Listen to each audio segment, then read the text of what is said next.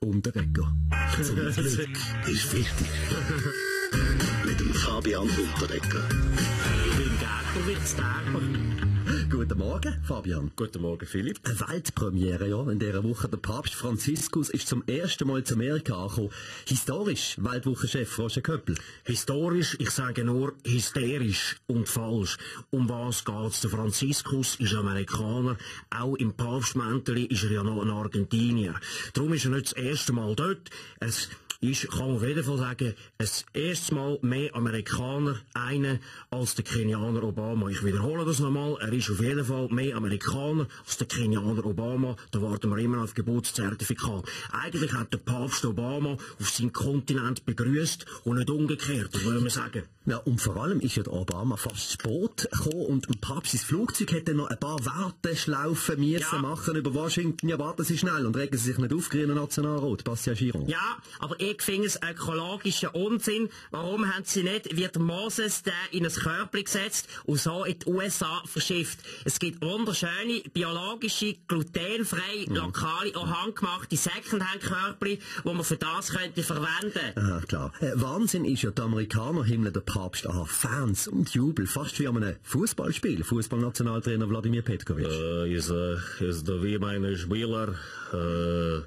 ist Mann, aber trägt Frauenkleider, geht alle Gold und ist in einer Männermannschaft. So ein Papstbesuch wäre doch auch mal etwas für die Schweiz, Christoph Blocher. Oh, muss ich Ihnen sagen, Gerber.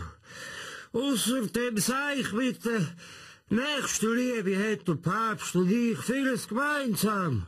Kritiklose Anhänger, viel Macht und wir beide erzählen von Volksnähe, aber wohnen in einem Palast.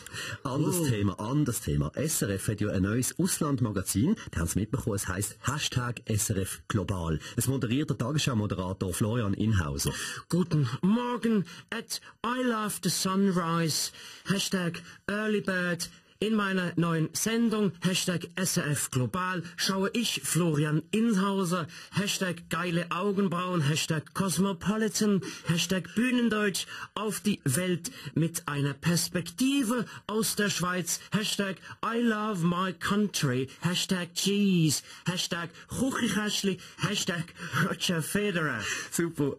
Haben Sie über einen Papst berichtet bei #SRF Global?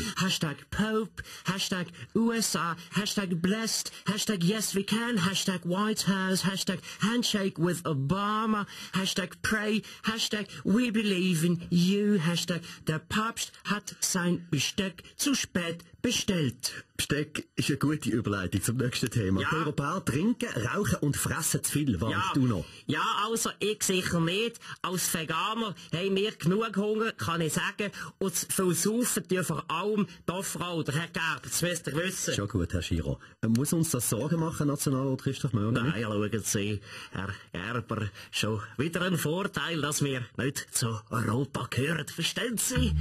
George. Ist Freitag. Mit dem Fabian Unterreger.